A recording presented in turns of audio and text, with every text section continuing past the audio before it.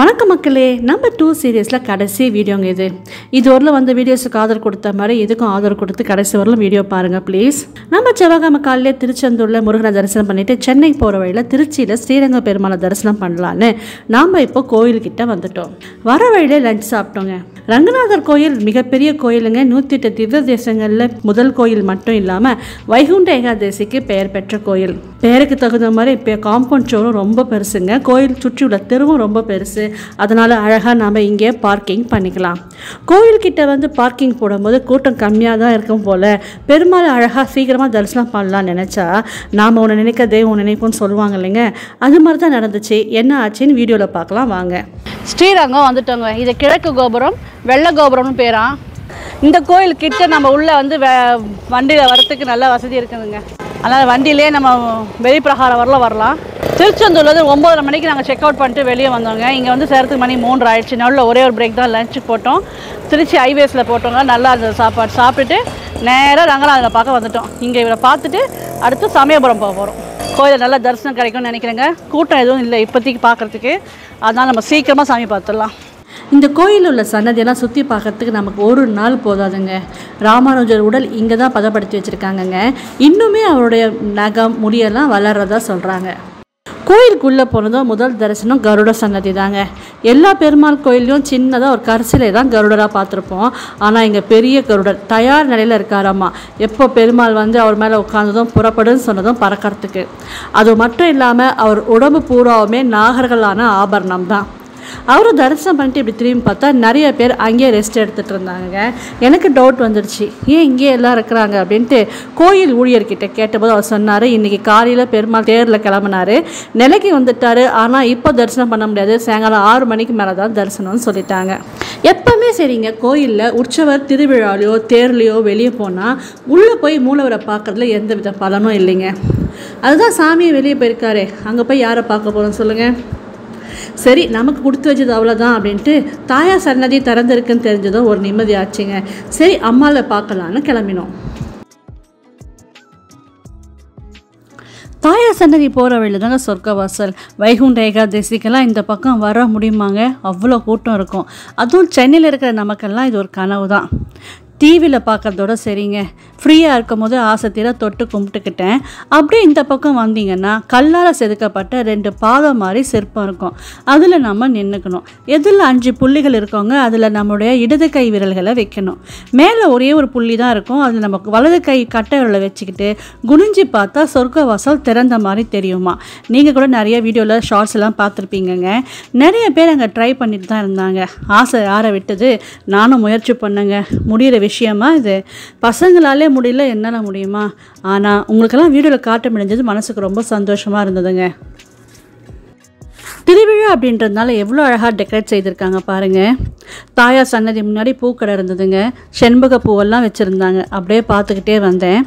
பெருமாளை பார்க்க முடியலனாலும் ரங்கநாயகி தாயார்கிட்ட நம்மளோட பெட்டிஷனை கொடுத்துட்டா அவங்க ரங்கநாதர்கிட்ட ஃபார்வர்ட் பண்ணிடுவாங்கன்ற நம்பிக்கையில் நல்லா சுவாமி கும்பிட்டுட்டு வெளியே வந்தோம். மனசுக்கு நிறைவான தரிசனங்க. இங்கே பாருங்களேன், வில்வ மரத்தில் வில்வ பழம் காய்ச்சிருக்கு. சிவனுக்கு உகுந்த வில்வ மரம் பெருமாள் கோயிலில் இருக்குது பாருங்கள். அரியும் சிவனும் ஒன்று அப்படின்றதுக்கு இதை விட சாட்சி வேறு என்ன வேணும் சொல்லுங்கள். நான் முன்னமே சொன்ன மாதிரி இந்த கோவிலை சுற்றி பார்க்க ஒரு நாள் போதாதுங்க. முழுக்க பார்க்க முடியலனாலுமே நான் எப்போவுமே மிஸ் பண்ணாமல் போகக்கூடிய சன்னதி இந்த மேட்டழகிய சிங்கர் சன்னதி தான். இவர் கொஞ்சம் மேலே தாங்க இருப்பார். பெரிய பெரிய படிக்கட்டுகள் ஏற முடியலனாலுமே எப்படியோ ஏறி போய் தான் பார்த்துட்டு வருவேன். ஏன்னா நரசிம்மர் என்னோடய ஃபேவரட் காட்.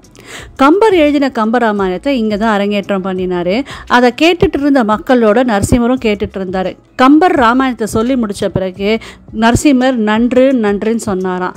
இது அங்கே எழுதி வச்சுருப்பாங்கங்க. நீங்கள் போனீங்கன்னா மிஸ் பண்ணாமல் படித்து பாருங்கள். அவ்வளோ உயிரோட்டம் உள்ள கடவுள் இவர்.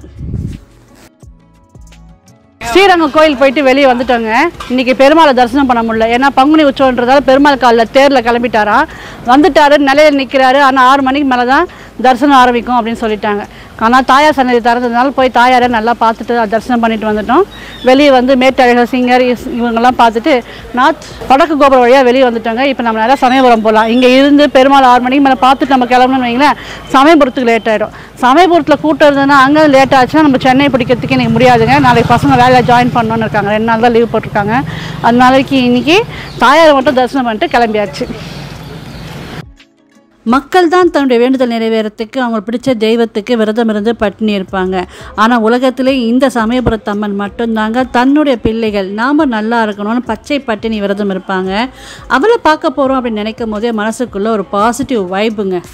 ஸ்ரீரங்கத்தில் ஒரு 15லேருந்து 20 நிமிஷத்துலேயே நம்ம சமயபுரம் வந்துடலாங்க. கிட்ட தான் அம்மன் சமயபுரம் கோயிலோட கோபுரம். போன வாட்டி நாங்கள் வரும்போது திருப்பணி நடந்தது. இப்போ திருப்பணிலாம் முடிஞ்சிருச்சுங்க. சத்தம் கேட்குதுங்களா?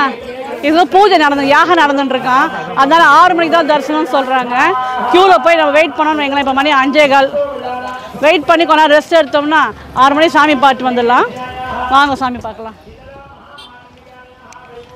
நாங்கள் பாருங்கள், தீச்சட்டி எடுத்த மண்பானை எல்லாம் இருக்குது. இந்த அம்மனுக்கே தீச்சட்டி எடுக்கிறது தானுங்க விசேஷம். ஏதோ இங்கேயும் திருவிழா நடந்திருக்குது. தீச்சட்டிலாம் எடுத்திருக்காங்க. மாடு பேர் எவ்வளோ க்யூட்டாக அழகாக இருக்கு.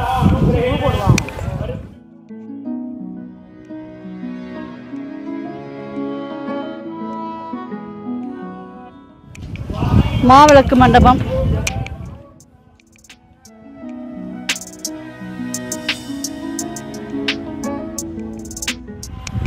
அந்த அம்மாவுக்கு பூச்சொரிதல் அப்படின்னு என்ன விஷயம் விழா நடந்திருக்கும். கேட்கலாம் வா. இது வேண்டுதல் அக்கா, இது ஒரு பூஜையா? இது எத்தனை அம்மாட்ட கொடுத்துருவீங்க? அம்மா மேலே போடுவாங்க. 100 ரூபாய் கியூக்கே வெயிட்டிங்க. இன்னும் இது பொது தரிசனம் எங்கே இருக்குன்னு தெரியல. அது எவ்வளோ இருக்குன்னு தெரியல. 4 வருஷத்துக்கு முன்னாடி ஒரு தடவை வந்திருந்தாங்க. அப்போ திருப்பணி நடந்துக்கிட்டு இருந்தது. இப்போ எவ்வளோ அழகாக வசதியாக கட்டியிருக்காங்க பாருங்களேன். திருப்பதியில் இருக்கிற மாதிரியே பக்தர்கள் அப்படியே சிரமம் இல்லாமல் நடந்து போய் சன்னதிக்கு போயிடலாம். கூட்டமாக அதிகமாக இருந்துச்சுன்னா உட்காரத்துக்கு மேடெல்லாம் கூட இருக்குங்க. ஃபேனு, குடிநீர் வசதி, ரெஸ்ட் ரூம் கூட இருக்குங்க. கட்டுறதை அவங்க அழகாக கட்டிட்டாங்க. நாம் தான் அதை சுத்தமாக மெயின்டைன் பண்ணணும். என்ன சொல்கிறீங்க? நம்ம அப்படியே உள்ளே வரும்போது சமயபுரம் அம்மனை எவ்வளோ அழகாக தத்ரூபமாக வரைஞ்சிருக்காங்க பாருங்களேன். இங்கேயே அம்மனை தரிசனம் பண்ண மாதிரி ஒரு மனசுக்கு திருப்திங்க, அவ்வளோ ஒரு சந்தோஷம். நீங்களும் இங்கேயே தரிசனம் பண்ணிக்கோங்க.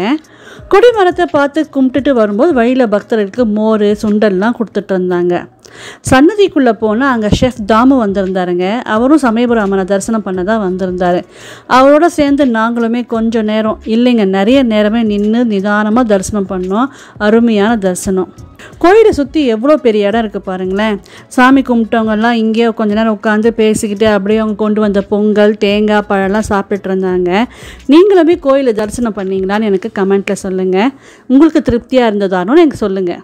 அவ்வளோதாங்க, சமயபுரத்தால் கிட்ட நம்ம மனபாரம் அனைத்தையும் இறக்கி வச்சாச்சு. இனி எல்லாத்தையும் அவள் பார்த்துப்பா, நமக்கு என்ன கவலை. சாமியை பார்த்துட்டோங்க. நல்லா நிதானமாக சாமியை ரொம்ப நல்லா நிஜமாக சொல்கிறேங்க நல்லா பார்த்தோம். நல்லா பெரிய முகம், அம்மா சின்னதாக இருக்கும் உடம்பு. ஒரு காலை மடிச்சுட்டு ஒரு காலை கீழே வச்சுட்டு ஒரு கையில் கத்தி வச்சுட்டு இருக்காங்க. சிகப்பாக இருப்பாங்களே உருவம். நல்லா பார்த்தோம். நல்லா கிட்ட விட்டாங்க. ரொம்ப தலையில் நேற்றெல்லாம் திருவிழாங்களாம். இன்றைக்கி பூச்சொரிதல் அப்படின்ற மாதிரி விழா அப்படின்றாங்க. நிறைய பேர் கூட கூடையாக பூ எடுத்துகிட்டு போட்டுட்டு இருந்தாங்களா அம்மாவுக்கு. எங்களுக்கும் நல்லா அள்ளி கொடுத்துருக்காங்க பாருங்கள் பூ.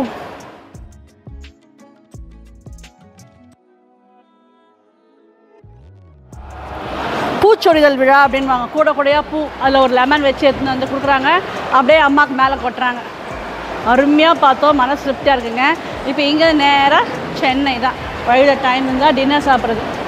சென்னைக்கு ரொம்ப சேஃபாக சீக்கிரமாக போய் சேரணுங்க. தான் டிவோஷனல் டூர் உங்களுக்கு பிடிச்சிருந்தா நம்ம சேனலை லைக் பண்ணி ஷேர் பண்ணுங்கள். மறக்காமல் சப்ஸ்கிரைப் பண்ணி சப்போர்ட் பண்ணுங்கள். இந்த வீடியோஸில் வச்சு நான் சொல்கிற சின்ன சின்ன விஷயங்கள்லாம் நீங்கள் இந்த பக்கம் டூருக்கு வந்தால் யூஸ்ஃபுல்லாக இருக்கும் அப்படின்றத உங்களுக்கு ஷேர் பண்ணியிருக்கேன்.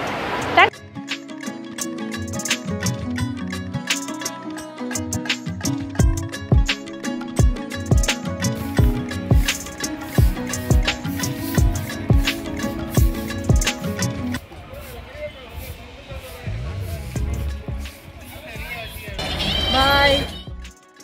இந்த 2 சீரியஸோட கடைசி வீடியோங்க இது. உங்களுக்கெல்லாம் பிடிச்சிருக்கான்னு கமெண்ட்டில் சொல்லுங்கள். மற்ற வீடியோஸும் டிஸ்கிரிப்ஷன் லிங்க் தரோம், டைம் கிடைக்கும் போது பாருங்கள். ஆரம்பத்துலலாம் செலிப்ரிட்டிஸ் வீடியோஸ் மட்டும்தான் ஓடும்.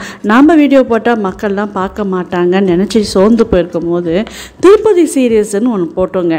அமோக ஆதரவு கொடுத்தீங்க. அப்போ தான் நிறைய ஃபேமிலி மெம்பர்ஸும் ஜாயின் ஆனீங்க. வீடியோஸும் கொஞ்சம் ஓட ஆரம்பிச்சது. கொஞ்சம் எங்கேயோ வெளிச்சம் தேர ஆரம்பிச்சதுங்க. சோர்ந்து போகாமல் வீடியோஸ் போட்டோம். பாருங்களேன், இந்த பையனை எங்கே பல்லாப்பழம் கடை பார்த்தாலும் வாங்கணும்னு அடங்க. வேண்டாண்டா, முழுசாக வாங்கினா சில சமயம் பழுக்க மாட்டேன்னு சொன்னால் கேட்கலிங்க. பழம் வாங்கிட்டு கிளம்பிட்டோம். எங்கே விட்டங்க? அடுத்து நம்ம இந்த மதுரை சீரீஸுக்கு அமோக ஆதரவு கொடுத்துருக்கீங்க. மதுரை சீரீஸ் ஆரம்பிக்கும் போது ஒரு 50,000 ஃபேமிலி மெம்பர்ஸ் தான் இருந்தவங்க. இப்போது இந்த சீரீஸ்க்கு நீங்கள் கொடுத்த ஆதரவில் அப்படியே 1 lakh ரீச் பண்ணிட்டோங்க. ரொம்ப ரொம்ப தேங்க்ஸுங்க. இப்போல்லாம் வெளியே போனால் மக்கள்லாம் என்னை பார்த்தா எங்கேயோ பார்த்த மாதிரி இருக்கே, யூடியூப் தானே அப்படின்னு கேட்குறீங்க. ரொம்ப சந்தோஷமாக இருக்குங்க. இப்போ சமீபத்தில் காளிகாம்பா கோயிலில் கூட ஒரு பெரியவங்க என்னை பார்த்துட்டு நான் உங்கள் விசிறிமா அப்படின்னு சொன்னாங்க. நான் சொன்னேன், நீங்கள் பெரியவங்க அப்படிலாம் சொல்லாதீங்கம்மா, என்னை வாழ்த்துங்க, அது போதும்னு சொன்னேன். அவங்களும் நல்லா இருப்பேடாம்மா அப்படின்னு சொன்னாங்க. என்ன ஒரு வருத்தம், நம்ம சேனலோட பேர் தாங்க தெரிய மாட்டேங்குது. புவனா கிரியேஷன்ஸ்ன்னு கொஞ்சம் ஞாபகம் வச்சுக்கோங்களேன். அடுத்து நம்ம சேனலில் என்ன மாதிரி வீடியோஸ் போட்டால் உங்களுக்கு பிடிக்கும்னு எனக்கு சொல்லுங்கள்.